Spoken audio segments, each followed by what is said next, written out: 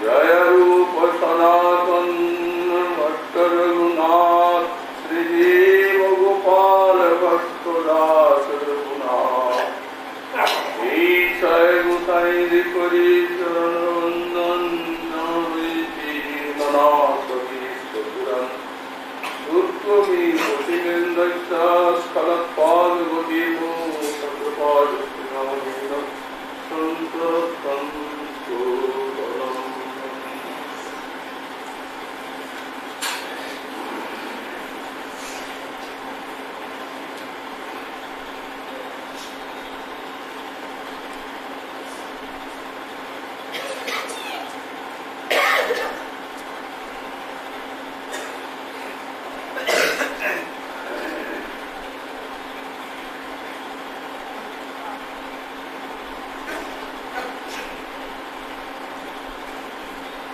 रात्रे पूर्णितरी शरीर रविततानंद शरीर श्रीमुखे बिम्बुस्थे नवविश्रम शरीर परेशार पल्लवैक शरीर हेमांबूर्ह कुटमल शरीर कुजगंधे रविंदे सनम वंदे सन्नव कुंज केलि मधुरम राधाभिधानं महो।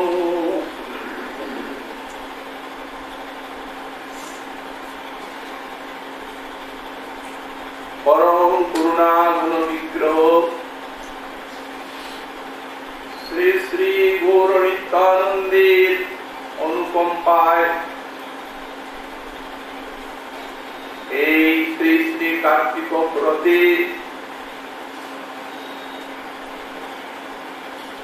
ब्रजमुकुटमणि श्री श्री राधा कुंड तटे पूर्व पूर्व बत्सरेर मतो एबारो आमरा एक मास नियमित श्री श्री भागवती कथा श्रवण कीर्तनेर सौभाग्य लाभ करलाम आज थेके। এই ব্রজধামে বসে এই কার্তিক ব্রত পালন অনিকাঞ্চন যুগের মতো সাধকের প্রেম প্রাপ্তির এক অলৌকিক অব্যর্থ এবং অমোঘ সাধনা। বিশেষ করে আমরা বলবো যে এই কার্তিক ব্রতে শ্রী শ্রী কুণ্ডেশ্বরী চার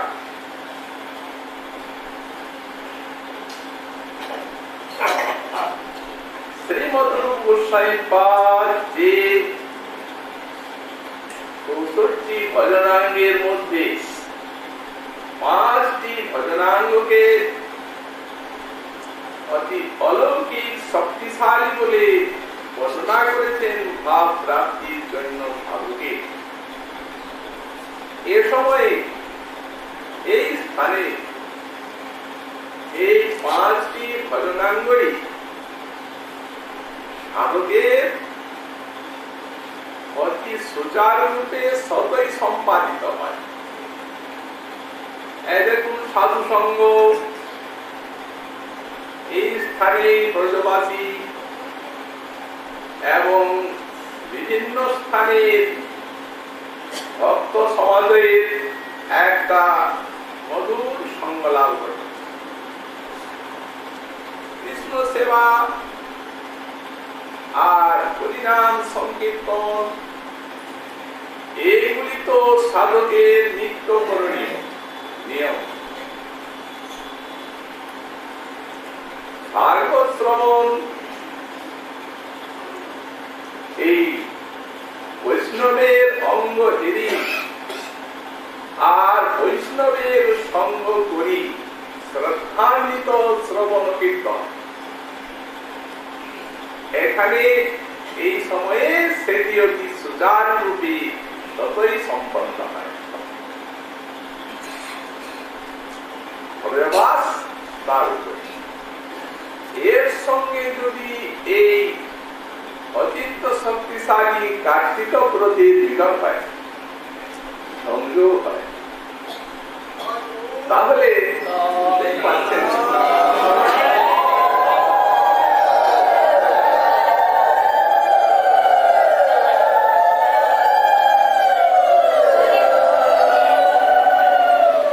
সাধকের ভাব প্রাপ্তি সাধনা কতখানি বলশালী হয়। আমাদের গোস্বামী পাদ তো পুরাণের বাণী উদ্ধৃত করলেন। এই কার্তিক ব্রতে ব্রজবাস। ভক্তি মুক্তি হরিবিদ্যা অর্চিতোন্নত্র সেবিনা ভক্তি পুনঃতদাত্তেব যত বৈশ্য করি হরে সত্যঞ্জসা হরের ভক্তি কার্তিকে লক্ষ্যতে নরই মথুরায়াং সপিততি শ্রী দামোদর সেবনা। আমরা আজকাল এখানে কথা আরম্ভের দিনে প্রতিবারই আপনাদের এই কথা বলে থাকি, কারণ চিত্ত দৃঢ় করি লাগে মহিমা জ্ঞান হইতে আমরা এইখানে বসে আর যে এই কার্তিক ব্রত পালন করছি এর দেখি মাহাত্ম্য না জানলে তো আমাদের হৃদয়টা সুদৃঢ় হয় না। এই সাধনা জানেন তো আপনারা সকলে, না জানলে তো আকর্ষণ যে সময় হলে আপনারা অন্যত্র থাকতে পারেন না, এখানে আসা চাই। তবু আপনাদের স্মরণ করিয়ে দিচ্ছি, গোস্বামীপাদ বলছেন পুরাণের বাণী তুলে যে ব্রজের বাহিরে যারা শ্রীহরির উপাসনা করেন ভগবান করুণা করে তাদেরকে ভক্তি মুক্তি প্রথমে দিয়ে থাকে, কিন্তু হরি ভক্তিটি সহসা দেন না। কেন দেন না? দেওয়ার জন্য তার কি কিছু কার্পণ্য আছে? না, কার্পণ্য নেই। তিনি দেওয়ার জন্য কিন্তু যোগ্যতা হৃদয়ে না এলে দিতে পারেন না। অযোগ্য আধারে প্রেম ভক্তি থাকেন না। যোগ্যতাটি কি বললেন? হরিভক্তি ছাড়া আমার কল্যাণ লাভের বিশ্বে আর কোন উপায় নেই। এই প্রকার একটা সুদৃঢ় প্রত্যয়ময়ী মনোবৃত্তির নাম যোগ্যতা। শ্রীজীব টিকাতে লিখলেন, সুতরাং যোগ্যতাটি অর্জন করতেই হবে, তা না হলে প্রেম পাওয়া যাবে। সত্যঞ্জসা হরের ভক্তি কার্তিকেয় লক্ষ্যতে হবে। মথুরায়াং সপিততি শ্রী দামোদর সেবনা, এমন যে সুদুর্লভা হরি ভক্তি। আমরা এই কার্তিক ব্রতে যদি মথুরা মন্ডলে অবস্থান করি, জীবনে একবার আপনারা তো বারবার তাহলে ভগবান শ্রীহরি তিনি অঞ্জসা অতি শীঘ্রই দেন। এই অঞ্জসা শব্দের ব্যাখ্যায় তিনি লিখেছেন যোগ্যতা বিচার করেন না, যার জন্য ওটা আটকে থাকে। হরিভক্তি দান যোগ্যতায়াং সত্যাং দাতব্যতি। যদি মথুরা কার্তিক সঙ্গমে পূজনং ঘটতি তদা যোগ্যতা বিরহিতে না দাতব্যমিতি ভাব। এই হচ্ছে টিকা। যোগ্যতা না থাকলেও দেন, তাহলে বুঝুন সেটি কতখানি শক্তিশালী সাধনা। আমরা আজকে এই নিয়ম সেবা ব্রত আরম্ভের দিনে শ্রী শ্রী রাধা দামোদরের পাদ পদ্মে প্রার্থনা জ্ঞাপন করি সমবেত কণ্ঠে, যাতে আমাদের এই নিয়ম সেবা শক্তিশালী ব্রত সুচারুরূপে সম্পন্ন হন। সুস্থ দেহে প্রসন্ন মনে যাতে আমরা এই ব্রতটি এখানে উদযাপন করতে পারি। এই ব্রতের সর্বশ্রেষ্ঠ ভজনাঙ্গ এই শ্রবণ কীর্তনটি যাতে আমাদের সম্পন্ন হয়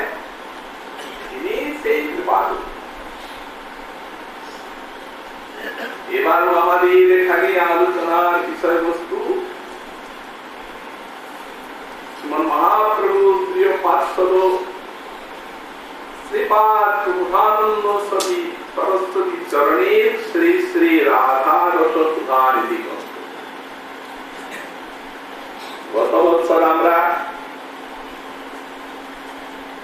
এই গ্রন্থের 98 সংখ্যক শ্লোক পর্যন্ত আস্বাদন করার সৌভাগ্য পেয়েছিলাম। এবারে আমাদের আরম্ভ হবে 99 সংখ্যক শ্লোকের থেকে। গোসাইপাদ এই শ্লোকে বলছেন, গাত্রে কোটি তড়িচ্ছবি প্রবিততানন্দচ্ছবি শ্রীমুখে বিম্বুষ্ঠে নববিদ্রুমচ্ছবি পরে সল্লবৈশ্বচ্ছবি হেমাম ভূর্ভকুমলচ্ছবি কুজদ্দন্দে রবীন্দ্রেক্ষণম বন্দে তন্নবকুঞ্জ কেলিমধুরম রাধাবিধানম। আমি কোন অনেক বচনীয় রাধা নামক কুঞ্জ কেলিমধুর জ্যোতির বন্দনা করি। সেই জ্যোতিটি আমাদের কি প্রকার? বললেন, যার গাত্রে কোটি তড়িচ্ছবি, যার অঙ্গে কোটি কোটি বিদ্যুতের ছবি, প্রবিততানন্দচ্ছবি শ্রীমুখে, যার শ্রীমুখে প্রতিনিয়ত প্রবর্ধমান আনন্দের ছবি, বিম্বস্থে নববিদ্রুমচ্ছবি, বিম্বাধরে নব বিদ্রুমণির ছবি, পরে সাত পল্লবৈকচ্ছবি এবং হস্ততলে নবীন পল্লবের ছবি, হেমাম ভূর্ভকুমলচ্ছবি কুজদ্দন্দে, যার ভক্ততে স্বর্ণকমল কলিকার ছবি, রবীন্দ্রেক্ষণম নয়নে, যার কমলের ছবি, সেই নবকুঞ্জ কেলিমধুর রাধা নামী জ্যোতিকে আমরা বন্দনা করি। গোসাইপাদ একবার স্ফূর্তির ভিতরে মহাপ্রভুর কৃপাতে রাধা মাধবের মধুর লীলা দর্শন করছে। স্ফূর্তিটি সাক্ষাৎকার নয়, এটা স্মরণাঙ্গ ভজনের পরিপাক। লীলাটি দর্শনের মতো সাক্ষাৎ নয়নে প্রতিভাত হয়েছে। ভাব রাজ্যে পৌঁছালে এটা হয়, স্মরণাঙ্গ গাঢ় হয়ে স্ফূর্তি হয়। প্রেম রাজ্যে এটি বিস্ফূর্তি হয়ে যায়। এটিকে সাক্ষাৎকার ভ্রান্তি বলা। এরা নিত্য সিদ্ধ পার্শ্বদ, বিস্ফূর্তিটি এদের স্বাভাবিক। লীলারস আস্বাদন করছেন দর্শনের মতো। স্ফূর্তির যখন বিরাম হয়ে যাচ্ছে, তখন এইরূপই বিরহ বেদনায় হাহাকার আর প্রার্থনা। সেই প্রার্থনা বাণীটি তার এই রাধারস ধারে ওই যে প্রার্থনা করছেন পুনরায় লীলাটি দর্শন। এই পরপর আনন্দ বেদনার এক অপূর্ব আস্বাদন পরম্পরা চলেছে।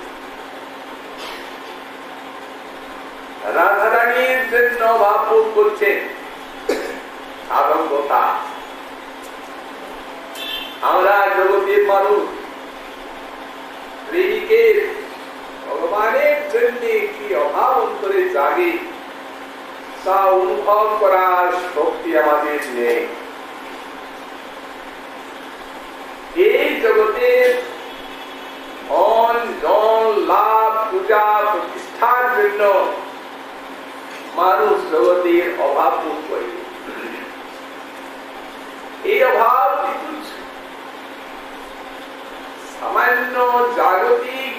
বস্তু পেলে এই অভাব দূরীভূত হয়ে যায়, কিন্তু সেই বিভু বস্তুর জন্য যে অভাব প্রত্যেকে ভক্তের ভগবানের জন্য যে অভাব, এ অভাবও সেই ভূমা কোন বস্তু পেলেই এই অভাব দূরীভূত হয় না, সেই ভূমা বস্তুকে চাই। দেখুন না, যে ভূমা বস্তু লাভের জন্য এই বিশ্বের রাজা মহারাজা তারা সব ঐশ্বর্য সম্পদ তুলি মুষ্টির মতো ত্যাগ করে আর বৃক্ষতলবাসী ভিক্ষুকে পরিণত হচ্ছেন। যখন যার প্রার্থী নিমিত্ত, যার সাধনার সুচারুতার জন্য, অভাববোধের জন্য নয়, অজম করে যখন আসছে সেই অভাব, তখন তার অন্তরে স্নেহতর বস্তু কি কোনো শান্ত হইতে পারে? অসম্ভব। মুক্তি মুক্তি সব তার নিকটে ছাড়, সেই ভূমাকে যায়। কিন্তু রাধানিষ্ঠ প্রেমিকে যারা সতীমঞ্জরী ভাবের সাধক, তাদের রাধার জন্য যে অভাব, সেটি কিন্তু সেই ভূমা বস্তুর অভাবের থেকে কোটি কোটি গুণ অধিক। প্রমাণ আছে।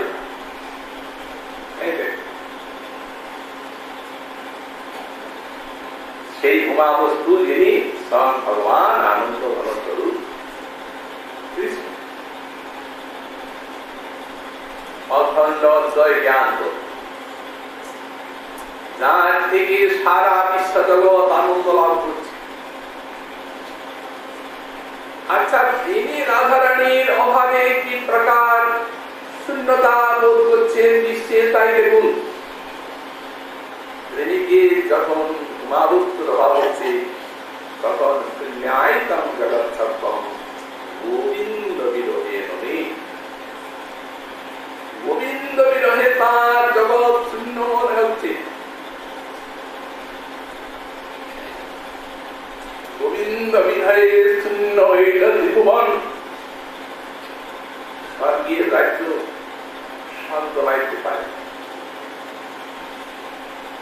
অবস্থাটা কেমন?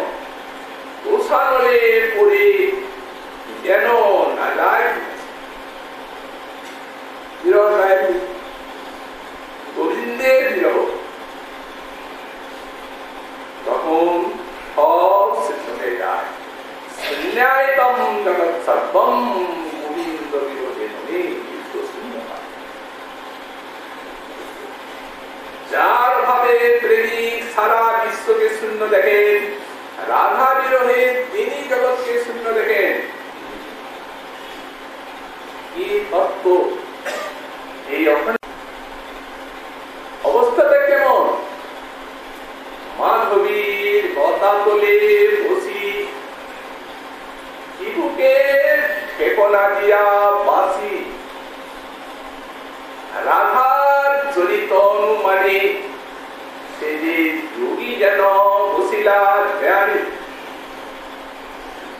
যোগেশ্বরগণ যে গোবিন্দের ধ্যানে মগ্ন, আজ সেই তাদের ধ্যান মহাপুরুষ আদি পুরুষ তিনি রাধার ধ্যানে মগ্ন।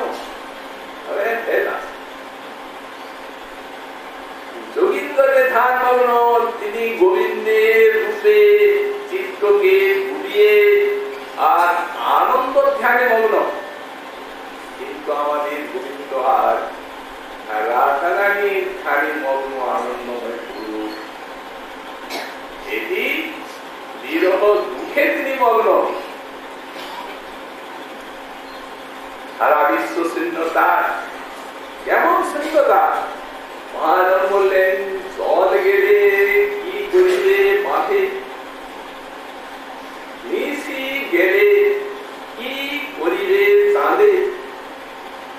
আর দিও গেলে কি কাজ শুনছে রাধারা কি নন্দ কুমারী জল না থাকলে পুষ্করিণীর শূন্যতা, বিবাহে রাত্রি না থাকলে চন্দ্রের যেমন শূন্যতা, কিছু নেই। দেহে প্রাণ না থাকলে দেহের যেমন শূন্যতা, তেমনি রাধার অভাবে রাধার বিহনে গোবিন্দের শূন্যতা, হৃদয়টা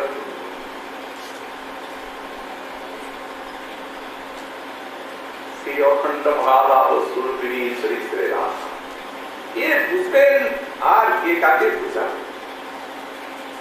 তো মহাপ্রভু যুগের মানুষ এই সৌভাগ্যটি পেয়েছেন তার তারা ব্রহ্মাদি দুর্গমবতী শোভান যায়, ব্রহ্মা মহেশ্বরাদি দুর্গমবতী শোভান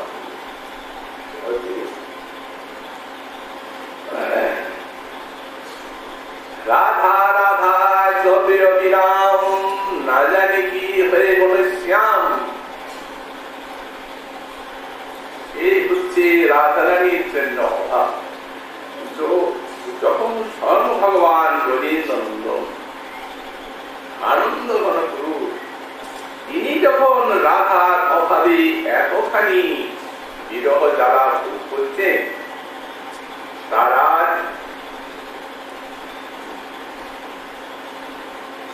শুনভেল মন্দির শুনভেল নগরী শুনভেল দশ দিশ শুনভেল সগরী। তা যদি না হয় তো কেউ তো এখানে কম প্রেমিক নেই। কাজীকে ত্যাগ করে মাধবীলতা বলে একাদশী কেন? কার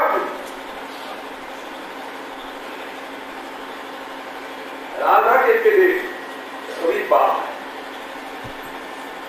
এই জন্য তার সুতরাং সেক্ষেত্রে রাধাগত প্রাণ সকল মহাপ্রেমিক তাদের রাধা বিরহে কি জাতীয় কষ্ট হওয়া উচিত, কতখানি অভাব হওয়া উচিত, এর দ্বারাই কিঞ্চিত বিন্দুতে বিন্দু অনুমান করা যেতে পারে।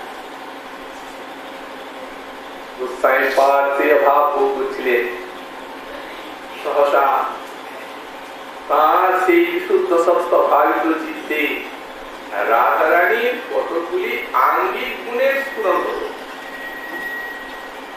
গুণাঙ্গিক বাচিক মানস, এই শ্লোকে কয়েকটি আঙ্গিক গুণের স্ফূর্তি পেয়েছে। এটি হচ্ছে কি? প্রথমে বলছেন গাত্রে কোটি তরিচ্ছবি, রাধারানীর অঙ্গে কোটি কোটি বিদ্যুতের ছবি। দেখবেন কি করে রাধারানীকে রাধা আরামে ডাকছেন। যখন রাধারানী কোটি বিদ্যুতের আলো নিয়ে আসলেন, দেখতে পারবেন একটা বিদ্যুৎকে দেখুন না, চোখ ঝলসায়। সুতরাং যখন একটা বিদ্যুতে এতখানি চক্ষু পীড়া উপস্থিত হয়, তখন কোটি বিদ্যুতে সেই আলো কি চক্ষু সহ্য করতে পারবে? না না না না, চোখ কখনো ভগবানের রূপ দেখতে পারে না। প্রেম এসে যখন নয়নকে রঞ্জিত করে, তখন গোবিন্দ স্বয়ং এসে তার সম্মুখে উত্তর। এই চক্ষু কখনো ভগবানকে দেখতে সমর্থ নয়। অদৃশ্যম চর্মচক্ষুষা, এরা চর্মচক্ষু তো আমাদের, এতে দেখা যাবে না প্রিয় চক্ষুষা। তখন সাধক বুঝতে পারেন সেই ভাবি রূপের হিল্লোলে ভাব রাজ্য করা। দৃষ্টান্ত দেওয়ার চেষ্টা করে দেবেন কি? মহাজন বললেন চোখরে ভ্রমরের গন্ধ গোবিন্দ রূপ থেকে। মনে করছে চন্দ্র আর ভ্রমর মনে করছে কমল। এখন কবিগণ গোবিন্দের মুখে কমল আর ভ্রমরের সঙ্গে তো তুলনা করেন।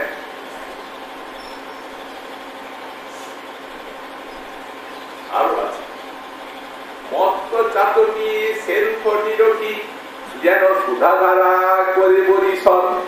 চাতকী পাখি বলছে ওহে ভ্রমর ওহে চকর কি বলছো, ওই দেখো নব জলধর এই তো অমৃত বৃষ্টি করছে আমি পান করি। এমনি গোবিন্দ রূপ না, না এই জগতের পাখি নয়, ভক্তের নয়ন চোখ, তাদের মন মধুকর আর তাদের প্রাণ চাতকী নিশ্চয় করতে পারে। এমনি গোবিন্দ মাধুরী, গোবিন্দের রূপ আপনারা জানেন, এই রূপ দেখতে পারে না ব্রহ্মজ্ঞান পারে। তারা কি দেখেন? দেখেন ওকে, কিন্তু তারা দেখেন তার অঙ্গের আলোটা নাকি কৃষ্ণের অঙ্গের প্রভাব পরম উজ্জ্বল। উপনিষদ পরে দাঁড়িয়ে ব্রহ্মসূরির ফল, এটা তার অঙ্গের আলো। তার কারণ তারা সেই পরতত্ত্বের বহু দূরে অবস্থিত, তাদের জ্ঞান সাধনার এমন কোন সামর্থ্য নেই যে সেই পরতত্ত্ব গোবিন্দের চরণ সান্নিধ্যে তাদের নিয়ে যেতে পারে।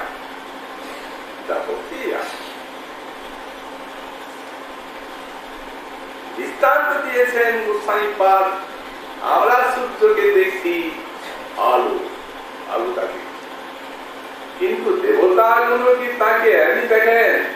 দেবতাগুলো দেখেন একটা তার সূর্যের রূপ আছে, তার সঙ্গে কথা বলেন, তার সঙ্গে আদান প্রদান আছে।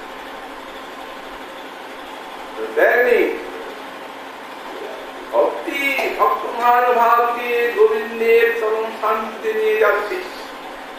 তিনি দেখছেন যে আলোটা, কান্তিটা, এটা গোবিন্দের কান্তি, এটা নির্বিশেষ কান্তি নয়। জ্ঞানী দেখছে নির্বিশেষ। তো তেমনি রাধারানী রঙ্গ কান্তি দেখেন রাধারও শিল্পা, তারা কান্তিটিও দেখেন আর ছবিটিও দেখেন, রূপটিও দেখেন। তারা বুঝতে পারেন যে রাধারানীর অঙ্গের এই কান্তি প্রতিবিদ্যুতিকতা। যদি কেউ মনে করেন প্রতিবিদ্যুতের রূপ আমরা তো তাকে দেখতেই পারবো না, বলেন এই জন্যই বলা হলো ছবি। রাত্রে কোটি তড়িৎ ছবি, ছবি মানে মধুর, ছবি মানে স্নিগ্ধ, নয় জুড়ায়, তৈজস পদার্থের বিকার বিদ্যুৎ নয়, তৈজস পদার্থের বিকার বস্তুতালু এই নন পীড়াদায়ক, কিন্তু প্রেমের স্নিগ্ধ কান্তির আধার নয়নানন্দ বিধায়ক, প্রেমীকে নয়নানন্দ দান করবে। এই জন্য পরম সুশ্রী। আর একটা জিনিস ভিতরে আছে, এটা বুঝতে গেলে আমাদের গোস্বামীপাদ আর একটা কথা বলেছেন যে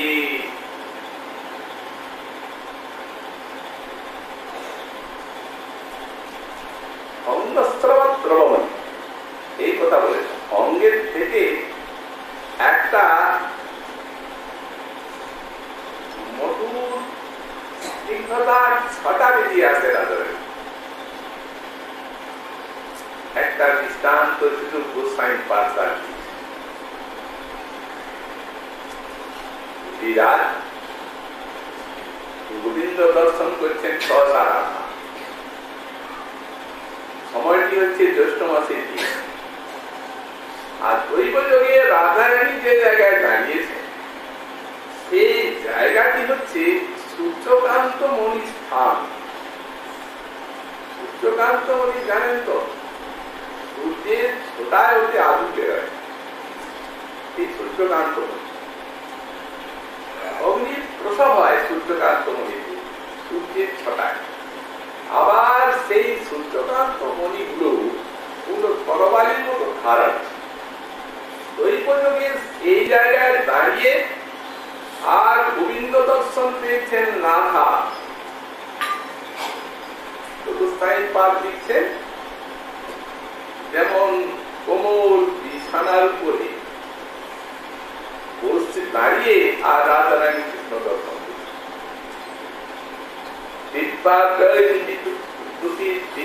রসিলতা ধারা করালাস্ত্রী মাতৃ কলমণ্ডল স্থপুরিতে ভদ্রেস্তটে তৎসি পশ্যন্তীনাম পশুপেন্দ্র নন্দনমসারিন্দিবরম রাত্রিতে ফলতে নস্তফলাম দুতেরুমনিতা নস্পন্দতে রাধিকা। তিনি নড়ছেন না, সেইখানে দাঁড়িয়ে দেখছেন। এইখানে ব্যাখ্যাকার লিখছেন বিশ্বনাথ চক্রবর্তী। উনি বলছেন ঠিক আছে, উনি এখন কৃষ্ণ দর্শনের আদেশে বুঝতে পারছেন না যে এতখানি আগুনের উপরে দাঁড়িয়ে কৃষ্ণ দর্শন করছেন, তা বুঝতে পারছেন না। অনুভবে ওটা আসছে, যেমন প্রেমিকের ওটা হয়। দৃষ্টান্তে বলা যেতে পারে, মহাপ্রভু সনাতন গোস্বামী পালকে দেখেছেন জ্যৈষ্ঠ মাসের দিন, আর মহাপ্রভুর সাক্ষাৎ আহ্বান।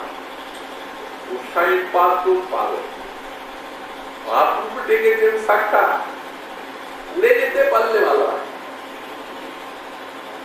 এত যাওয়ার জন্য উৎকণ্ঠা প্রজাপদ কিন্তু সমুদ্র বাধকার পথে। অন্যদিকে ঠান্ডা রাস্তায় যেতে গেলে ঘুরে যেতে হবে, সময় লাগে।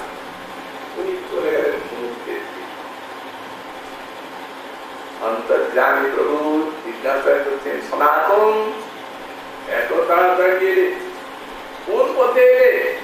প্রভু সমুদ্রের দিক দিয়ে এলাম।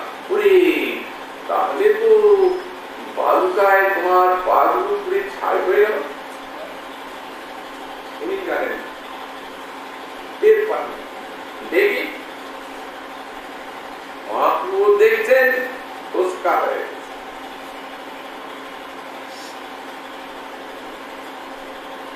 তুমি শীতল পথে এলে না কেন? প্রভু তাড়াতাড়ি এলাম তো টের পায়নি যে পাপ হয়ে গেছে। টের পান কেন পান নাই বলুন তো? মহাপ্রভুর দর্শনানন্দের লালসায় আর সেই অনুভূতি জাগে না, কিন্তু আনন্দ তার কাজ ছাড়ে না। তো তেমনি রাধারানী কৃষ্ণ দর্শনের আনন্দে এখন ওই আগুনে যে পাপ উঠছে সেটা জানেন না, কিন্তু যখন সতীগণ মঞ্জুরিগণ যখন চরণ সেবা করবেন তখন তো দেখতে পাবেন। দৃষ্টান্ত দিচ্ছেন চক্রবর্তী পাল, যেমন রাত্রে খালি গায়ে শুয়েছেন, মশার উপদ্রব, ঘুমন্ত অবস্থায় মশা যে কেটেছে বুঝতে পারছেন না, কিন্তু সকালবেলা তাকে দেখেন এই মশাই কেটে। তেমনি সতীমঞ্জুরিগণ তো দেখবেন রাধে কি বলো পায়ে এত হাত হয়ে গেছে, দেখতে পান নাই। কেন পান নাই? বলছেন অঙ্গের থেকে প্রগিত হয় তার একটা কৃষ্ণ দর্শনের আন্দ্র আনন্দ, সেটি এত জল যে তার নিকটে আগুনের কোন প্রভাব থাকতে পারে না। এমন একটা সান্দ্র রস, দর্শনানন্দ রস প্রবিত হয়, তাকে ওই অগ্নিকে স্তম্ভিত করে সেই মনির জ্ঞান। অগ্নি সেখানে তারা দিতে পারে। ঠিক আছে, অগ্নি সেখানে জ্বালাইতে না পারল, কিন্তু তরবারির ধারের মতো যে স্থানটা, তরবারি যেটা, সেটা তো নিজের প্রভাব বিস্তার করবেই, তো কেটে যাবে, ওটা তার শ্রবণীর দ্বারা হবে না। তখন বলছে রাজারানীর শ্রীঅঙ্গ তুলোর মতো হালকা। অতএব একটা তরবারির ধারের উপরে যদি আপনি একটা দূরপিণ্ড রাখেন, তরবারির ধার থেকে দূরপিণ্ডকে কাটে না, কাটে না। এই জন্যই তো যখন রাজারানী অভিসার করেন, তার চরণে যেখানে সেখানে পাগলির মতো ছড়ে, কোথায় পা দিচ্ছেন খেয়াল নেই, কৃষ্ণ মিলন লালসায় মারনি।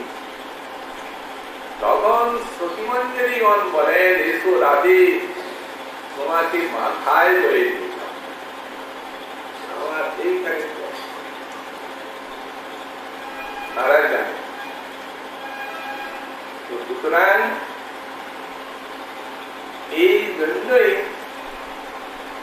রাধারানীর যে অঙ্গের কান্তি ছটা, সেটি যদি তীব্র হল, কিন্তু ভক্তির নন বিরাট জন্মাবার কোন সম্ভাবনা নাই।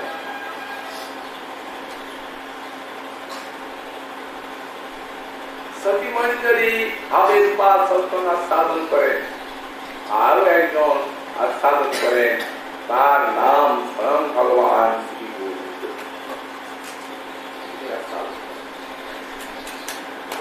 এইখানে মধ্যাহ্নে আসছেন রাজারানীর সঙ্গী নিত্য বিলাস, নিত্য বিহার,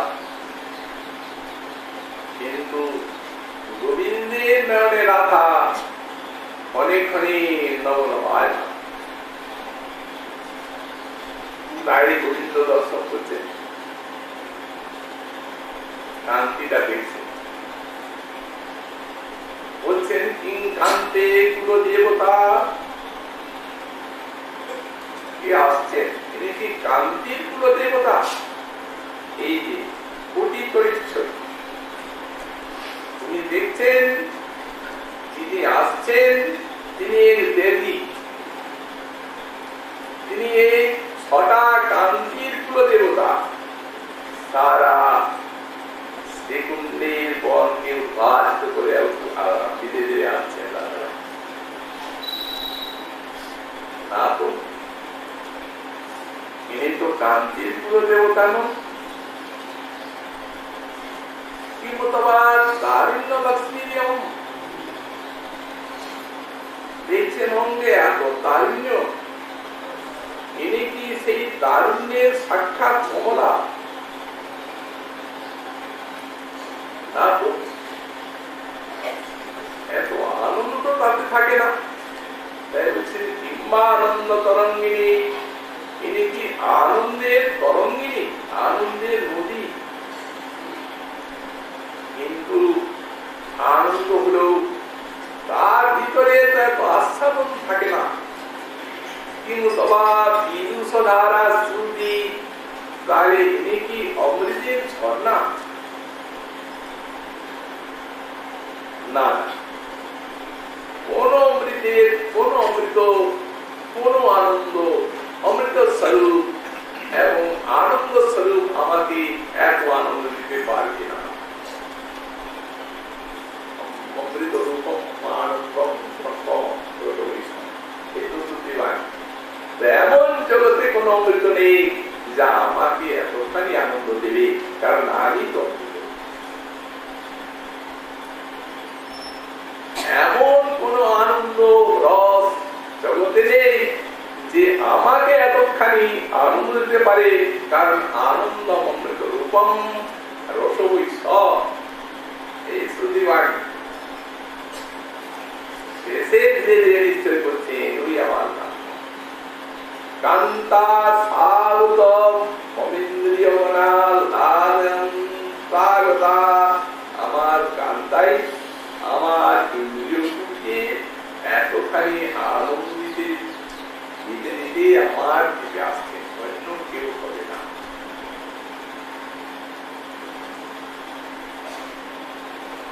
তখন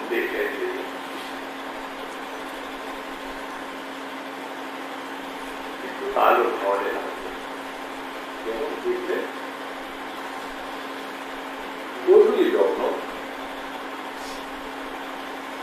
রাধারানী মন্দির থেকে বেরিয়েছে। হঠাৎ গোপীজির নয়ন প্রতিষ্ঠিত। জব গোধূলি লগ্ন বেরি ঘরে মন্দির পাহিল ফেরি, নব জল ধরে বিদুরি দেহা দ্বন্দ্ব পসারিও গেলি। কৃষ্ণ দেখছেন রাধা উপরাগে। গোধূলির সময় দেখলাম এক জ্যোতির্ময়ী দেবী মন্দিরে বাইরে গেলেন। কেমন দেখলেন? নব জল ধরে বিদুরি দেহা যেন দ্বন্দ্ব পসারিও গেলি। নব জলধরী যেন মৃত্যুকাল। এখানে জলধর নাই, এখানে তিনি দূরে এখানে জলধর বলছেন দৃষ্টান্ত। বিদ্যুৎকে দেখো, যখনই নবজলধর ছাড়া তার বিদ্যুৎ দেখা যায় না। আর নবজলধরী বিদ্যুতের শান্তিটা ভারী করছে, কারণ কালো বিদ্যুৎ চাপি। গোধূলি লগ্নটাকে বলছেন নবজলধর। মাধুর্যের উপলব্ধি, জ্যোতির সঙ্গে আছে মাধুর্য। হরি অল্প বয়সী বালা কোমলতা, যেন কাকলি কুহক মালা।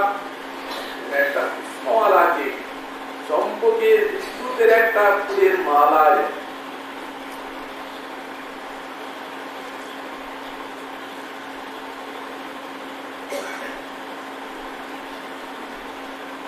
কিন্তু ফুলমালা তো নয়, এ তো কোন রমণী মূর্তি। ঈশ্বর হাসনি শনি, মুখে আলুলি নয়ন পানি।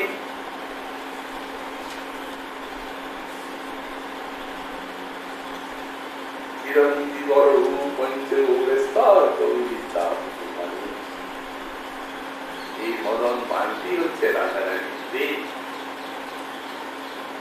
সেই মাদনাক্ষ মহাভাব আনন্দময় ভগবানের স্ত্রী চাঞ্চল্য জাগিয়েছি এই মাদন রস।